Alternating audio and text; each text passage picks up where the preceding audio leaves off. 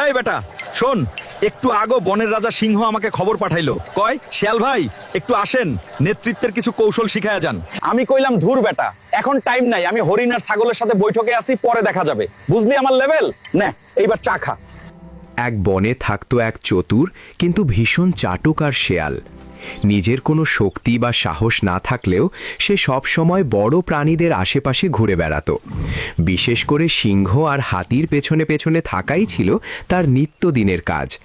মুখে সব সময় মিষ্টি কথা, জি ভাই আপনি ঠিক, আপনার মতো জ্ঞানী আর কেউ নাই, এই সব বলেই সে দিন কাটাতো।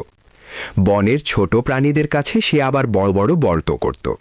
সিংহ আমার খুব কাছের, হাতির সাথে তো প্রতিদিনই আমার আড্ডা, কোনো সমস্যা হলে আমার নাম বলিস, সব ঠিক করে দিব। কেউ কেউ বিশ্বাস করত, আবার অনেকে মনে মনে হাসত। একদিন শেয়াল খাবারের খোঁজে গিয়ে এক কৃষকের খামার থেকে হাঁস চুরি করতে গেল, কিন্তু ভাগ্য খারাপ, সে ধরা পড়ে গেল। কৃষক আর গ্রামের লোকজন লাঠি নিয়ে তার পেছনে ধাওয়া করল। ভয়ে দিশেহারা হয়ে শেয়াল দৌড়ে গেল সিংহের গুহায়। হাঁপাতে হাঁপাতে বলল, ভাই আমাকে বাঁচান, আমি তো আপনার লোক।